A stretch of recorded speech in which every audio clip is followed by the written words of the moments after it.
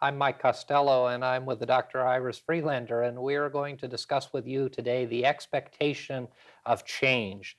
One of the truths that we talk about in this program so often is our need as human beings and as spiritual beings to be able to deal with, in a positive and affirmative way, to deal with change.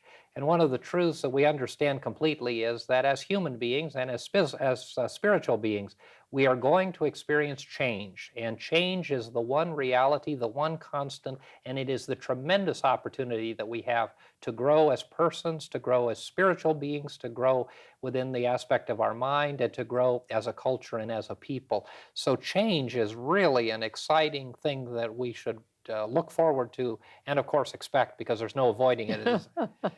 And we can welcome it, or we can be terror-stricken, and we've seen people terror-stricken in face of change. And in business, I've heard businessmen say it holds business back more than anything else. The fact that their employees refuse to change. It takes a lot of man-hours, doesn't it? I bet you find that true in the businesses you're involved with. It does. It takes a lot of time, and people have a difficult time accepting change. And I think people have, for the most part, a difficult time accepting change because they want to know why. They want to understand the reason for change. And the fact is, in business, of course, there are reasons for making changes. In our personal lives, however, there are a myriad of changes that take place in all of our lives every day. And we so often want to know why. Why has this happened? Why is this the way it is? And when we spend time asking why, as we say so often, we're not looking for answers, we're looking for an argument. Yeah. And so if we are faced with a change, or anyone is faced with a change or a challenge in their life, and they begin the process of asking why, the movement is in the wrong direction. The question to ask in the midst of change is always what? What do I do at this point? What has this change brought to me? What is the direction and the response that I should have to it? And not get so immersed and involved in the whys of changing circumstance and situation. And that aspect of accepting change and accepting the reality of an event or a circumstance or a situation, and accepting the fact that that is where you are, is the beginning point of beginning to ask the question of what do I do and what has this brought to me. And that's a good reminder for everyone who's listening to do just that, isn't it? And if we would, then we would be happier and more wholesome, and life would be far more joyous. And we can think of change as being, let's make it an adventure. Mm-hmm. And if we think of making it an adventure, then it makes it a lot more palatable. I think about the many people whom I've counseled over the years who have lost their jobs. And in almost every instance, not in every instance because different people accept change at different levels, but in the vast majority of the cases where people have lost their jobs, they have ultimately ended up in a better place. And it was difficult to see that at the time of the change. And in today's environment, of course, and of course with the economy that we've had over the last decade, and especially the last few years, although we see that improving dramatically now, we saw a lot of people who were impacted by the loss of their jobs. And so many people in the midst of that experience were paralyzed. And that, of course, is one of the first things that happens in a change in our lives. We become paralyzed. And then in the midst of the paralysis, in the midst of being frozen in the space, then we begin to try to analyze why this has happened. We go back to that why. We get angry. We go through the same emotions that Dr. Kubler-Ross identified to us in Death and Dying. But we have this range of emotions. And yet, as we walk with people through this process of loss of a job, which is a devastating event, cataclysmic event for many people, we continually see the fact that those people who are open, those people who are willing to walk and move beyond that point, move themselves into a newer and better place. And out of every changing circumstance, out of every challenge and difficulty, there is the ability to come out in a victorious and overcoming way. But in order to do it, we need to open ourselves to that possibility, don't we? Yes, we do. And I heard someone give an example of the guardian angel was trying to get someone to change their place of employment. And the guardian angel kept giving all different clues and impetus and new job openings. But that person was never able to release themselves from that present job. So it's like they had to be hit over the head before they could really be moved on to another job because they were so fearful of leaving what was secure to them security, but their security lay in the future, not in that time. And the problem, the core of that problem is a self-esteem problem, as we Yeah. know, you and I know well. And that is that when people lose their job, the beginning, if we really work through the process with them, many times they believe, I can't get another job. And when we begin to process that, why don't you believe you can't get another job? Are you not a good person? Are you not qualified? Are you not? And in fact, they are able to get another job. But the first response to the loss of a job is, oh my goodness, I won't get another one. Yeah. Oh my goodness, I won't have a paycheck. And all of these negative emotions begin to paralyze the individual. Well, the person with good self-esteem, the person who is able to process this reality, is able to say, well, I've lost my job and now I'm going to go get another one. Mm-hmm. And they go and get another one. And in many cases are able to get a better job. When we talk about changes in jobs and changes in employment, one of the important things I think that we need to touch upon from a practical standpoint is the number of people who are in jobs that they ought not to be in. Yes. And of course, we know many, many people who are in jobs because they simply moved into those positions or jobs as a matter of convenience, without a lot of effort, without a lot of thought, I should say, not without a lot of effort, but they're jobs to which they're ill-suited. And a real way of identifying this is asking someone, are you really happy in your job? Are you thrilled with what you do? Mm-hmm. Do you like what you do? And of course, as you know, so many people are unhappy in what they're doing. Well, in fact, if we're unhappy in what we're doing, then nothing could be better than to be pushed into a change because work should be an expression of that which we love, that which we're committed to. As Gabron said, it's a work as love made visible. Yeah. And for so many of us, that's not the case. That's And right. of course, we have all kinds of excuses and reasons why we don't choose and make changes in the jobs. But when someone loses their job, it becomes a devastating issue. It becomes a self-worth issue. It becomes a self-esteem issue. And it's very important that people maintain and build upon the self-esteem that they need to have and the self-esteem that they need to empower them to deal with circumstances and situations. And that's only the change of a employment circumstance. And we all know of other kinds of changes, the changes that take place in our physical bodies, in our lives. We're all getting older. If we don't believe it, look in the mirror. And I think the one thing from a spiritual standpoint that's so exciting, and we teach it in metaphysical philosophy and in New Thought, is that the one lesson that God is trying to teach us and that we are being called and invited to be really good at is understanding and embracing the reality of change, because everything around us changes, everything in nature changes, everything from the spiritual realm is teaching us to change. And we begin by this changing physical body. No matter how hard we fight, no matter how many plastic surgeries we have, no matter how much we try to hold back the marching forward of time, our physical bodies are reminding us that change is real, change is here, change is constant, change is good, change is growth, change is the way to move through the process of life. And it is through change that we come to know and grow in the ways that we need to. So it's a magnificent thing. And the expectation of change is just something we need to just get up every day and expect a lot of changes and welcome them. Yes, and as we anticipate change and look forward to it, as we experience change, if we do it from the standpoint of knowing, and what is knowing but faith? So if we experience faith in our lives, then we will face that change very serenely. I remember a minister speaking once on faith, and he said, the substance of things hoped for, the evidence of things not seen. And I heard that sermon awfully many years ago. But isn't that true? Faith is a substance, and it has substance to it. Mhm. And we exert that substance in our lives as we live faith, and then it produces evidence Mhm. of things not seen, and then very soon they're seen. Absolutely. It's a biblical tenet. And yet, so often we miss that in the spiritual teaching, the reality that we are dealing with substance. Yeah. And of course, in New Thought, we talk about substance, the substance of that is created by our thoughts Yes. and by our mind and the way that our mind acts and reacts to life.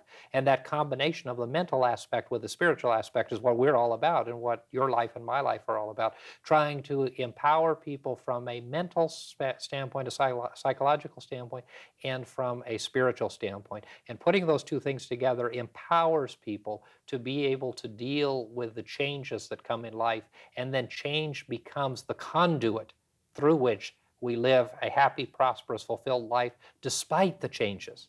And that's the key, to be able to deal with whatever comes in our lives. And we know that's what emotional health is all about. Mhm. That's what mental health is all about. But that's what spiritual health is all about too. And it's not about this kind of giving up to the will of God and not taking responsibility for what is happening in our lives and what's happening to us. Because the will of God is constant and ever changing. The will of God for us is good and only good. And so, this idea that the will of God changes from time to time and that change or pain or suffering or hurt has anything to do with the will of God is foreign to anything that we teach or profess. We're talking about the fact that the supportive nature of our being is that God supports us in everything, in every circumstance or situation. What we do with the circumstance or situation is totally up to us, and the responsibility is ours. 100% ours, and we exert our own free will. And that's one thing that all human beings have, free will.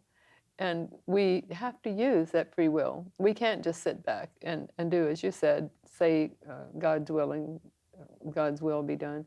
And we need to say God's will be done, but we need to exert our own free will. Right. We need to move beyond that point. And there's much more to what we have to share with you today, but we'd like to stop at this point in the program and offer you some literature so that you can have a time of study and reflection in your own home. And so we'd like to offer you this opportunity.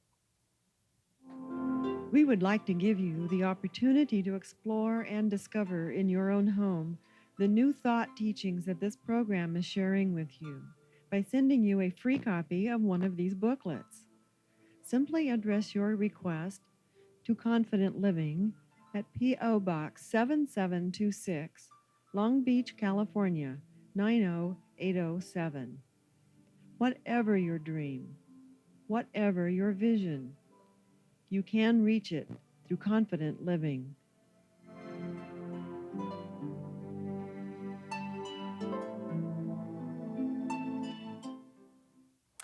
Before the break, Dr. Freelander and I were talking about the concept and idea of expecting change and understanding the change as a part of life. And we were reflecting upon the teaching that is so often espoused by religious or spiritual people about letting go and letting God and giving in to the will of God, if you will.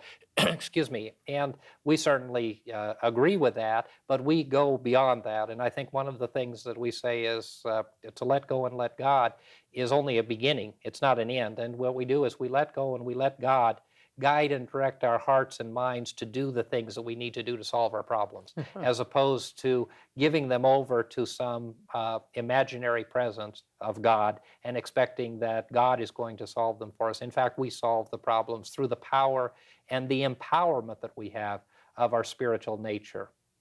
And we have to do our own part, because God wouldn't have us here on earth and he wouldn't be God if he expected to do everything. So he gave us free will, and we need to use that free will, but we need to pray for guidance, divine guidance. We need to be open, to be guided and directed. And it goes back to that issue that we talked about at the very beginning of this program. When we find ourselves in the midst of change, not asking why, but asking, what should I do? What should I do now? If I've lost my job, what should I do? If I have an illness, what shall I do? If I have limit or lack in my life, now what shall I do? If a relationship is ended, if I have a family challenge, if I have confrontation, if I have unhappiness, if I have to, whatever I have, Now, what do I do? And when we do that, we open ourselves to be guided and directed. And then we get up and do something. And that's the key. And really, in our philosophy, we believe that the purpose of life, and we refer so often, and the founders of these movements, Ernest Holmes, Charles Fillmore, Mary Baker Eddy, all of the founders of, great founders of New Thought metaphysical philosophy, espouse the importance and the reality of our dealing with change and accepting change as an opportunity for us to learn. And they all shared, and we share the philosophy and the belief that life is simply a school for our soul, isn't it? And we're learning spiritual lessons, and we're learning spiritual lessons through change. Yes, and I think those wonderful teachers must have come in at this present, essentially present time, because of all the vast changes that we're facing, because we needed that impetus to face the many changes that are evident. And we know that exponentially change happens more and more and more. So some say evolution has been stepped up. We can call it whatever we like, but we hear people in all walks of life talking about how they can't keep up with the great rapidity of change. And that, I think, just underscores what we said a little earlier in the fact that the change is really coming about to bring us Yes. a new and a fresh understanding of the lessons that we need to come to know. And so the more change, the more rapid the change, the more dynamic the change, the more global the change, the more spiritual the change, all of these changes are moving us forward in rapid succession to come into what we believe is a new period of understanding and realization, which will be really a time for the development of human and spiritual consciousness, don't we? Yes, And this yes. issue of consciousness is something that's so enmeshed in our teaching. Yes, and the golden age supposedly has already begun, or is beginning, or will soon begin. And if we expect that that's true, it will become true for us, because new things are happening so rapidly. New information is given to us, new means of making life easier for us is already here, isn't it? And change is making this possible. Yes. It's requiring us to come into a new era and a new time. And our consciousness, our own personal dealing, and the collective consciousness of the entire planet is coming into a point of new understanding of the power of mind and of thought and of conscious awareness. And we think it's an exciting time, and it's driven by change. Yes, and if we can keep that idea in mind, that make it an adventure, it is an exciting time, then we won't get bogged down in the terror that is so often involved in people's lives. And I think that's an important thing to touch upon in some of the time that we have left, and that is what happens in the face of change so often is to manifest fear. And what fear manifests in our lives is always negative. It's always among the worst feelings that we can have, not only for our psychological and spiritual life, but for our physical lives, because we know what havoc it wreaks upon us physically. Yes, and from the Old Testament we learn Job's lament, that which I feared has come upon me, and that which we fear we draw to us. And so many people are fearful of so many things, and then it manifests in their lives. Right. An important analogy that you just pointed out is Job. So often people see Job as a story of either the will of God, and we say, the Lord giveth, the Lord taketh away. People love to say that at funerals, especially. But and so many people think that Job is use it as a story to underscore patience and the need for patience. But really, what Job is a magnificent portrayal of the reality of change and what happens when we accept change. Because, of course, Job had a horrible experience. Everything was gone. Nothing more could go wrong in his life. And when nothing more could go wrong, something else went wrong. And yet we see clearly in that story that as his thinking changed, as he changed the way that he thought about the circumstance and situation, as he changed the way that he thought about the changing environment and the changes in his life, then his life was restored. And it was restored better than it was in the beginning. And that's always the case. And it's always the great challenge that we have. And You're absolutely right that that issue, and it's clearly in Scripture for those who want to use Scripture, that issue of that which I feared has come upon me. And our fears will become real. Our fears will become reality. They will create for us a hell on earth and a hell hereafter if we choose. And so that process of mind is tremendously important, and what our mindset is in the midst of change. And we can be a Job.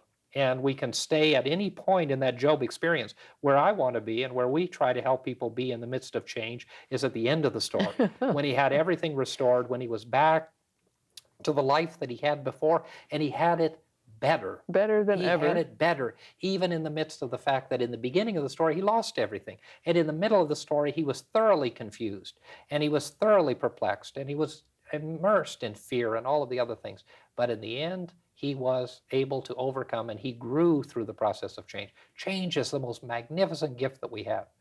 And that's what you've been giving examples throughout this talk about how change can be faced victoriously. And should be faced victoriously. You know, change and challenge are those things that allow us, as you said a little earlier, are stepping stones to our understanding and our realization and our empowerment. Yeah. And if we don't have change, then we need to wonder where our life is. And so many of us want to stay where we are. We want to keep it the way it is. And we fight this at all levels. We fight it at the church, as you know, because people don't want to change what we do. We become creatures of habit. And I think it's very important that when we do become and move into these comfortable patterns, that we embrace the reality of change and that we create some changes of our own, which is always up to us. We can make changes as well. We don't have to wait for them to come to us. They'll come, whether we like it or not. But we can also make changes in our environment and our way of life. And we know in our counseling work that with couples and families, one of the greatest difficulties in relationships is when there's no change. Yeah. When that relationship becomes static, when it becomes repetitious, when it becomes predictable, when there's no change and there's no impetus, then the relationship begins to die. And we all know people who are not open to any aspect of change, who live in the same place, in the same way, with everything well ordered, and without any ability to flex or change. And those people's lives are flat, and those people's lives are difficult in many cases, and really and truly depressing. I mean, it's depressing to look in, let alone in terms of what it is to go through it. And so this aspect of embracing change and being a change catalyst is tremendously important. Yes, and very often they blame each other, but if they would take self-responsibility in hand, then they could make the changes within themselves, and then the changes would reverberate out.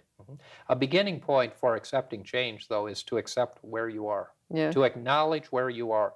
And I think that's tremendously important. And even though the change may be painful and difficult, that's where you are. You have dear friends now going through cancers, and we always have people with cancer, and we work with them at all levels. And in that process, this aspect of embracing change and seeing the change through which they're moving and the experience through which they're moving as a positive aspect becomes the main aspect of how it is they deal with this circumstance, and whether or not they're able to deal with this circumstance in a positive and affirmative way. Isn't that true? Yes, indeed. And as we look at the people who we know have cancer, we'll just use that one example.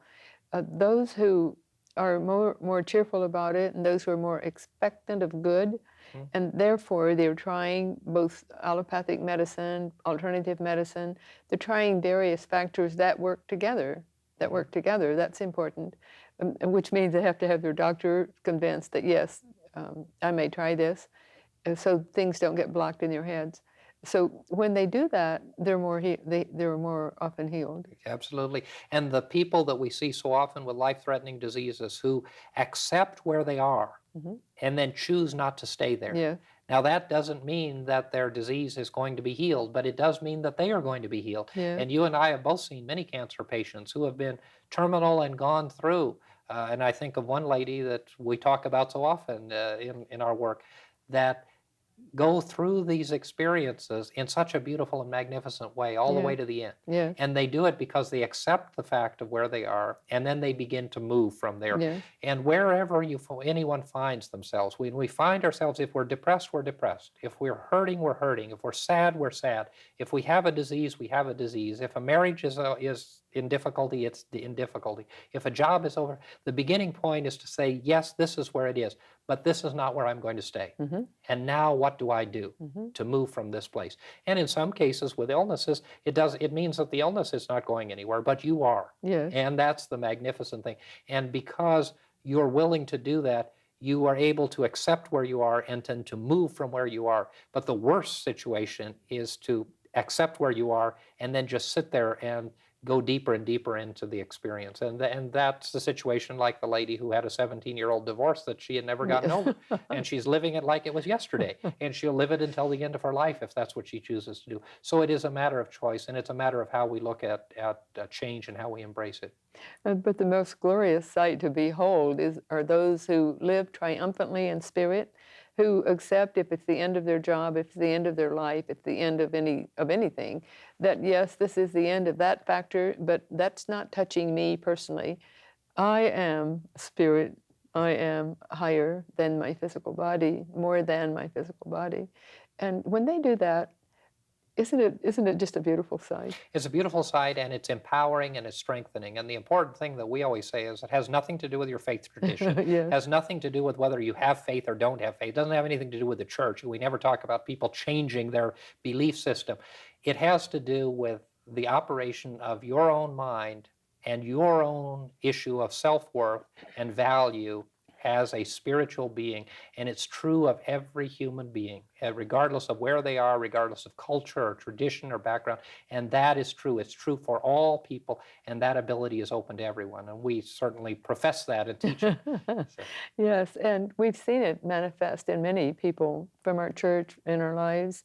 And when people are able to live like that, that impacts on the lives of others so strongly, just as when people are whining and negative, it impacts on the lives of others, because no one wants to be with that. Absolutely. And this expectation of change is a reality for you and for me and for Iris. All of us expect and need to expect and embrace the reality of change. And we hope that the information that we've been sharing with you regarding confident living has been useful, and we look forward to seeing you next time. This program is a community outreach of Christ Church. Dr. Mike Costello speaks each Sunday morning at 11 a.m., and Dr. Iris Freelander speaks on Wednesday evenings at 7 p.m. at the church. On Sunday evenings at 6 p.m., there is a meditation and healing service. Come and join us. You will be warmly welcomed.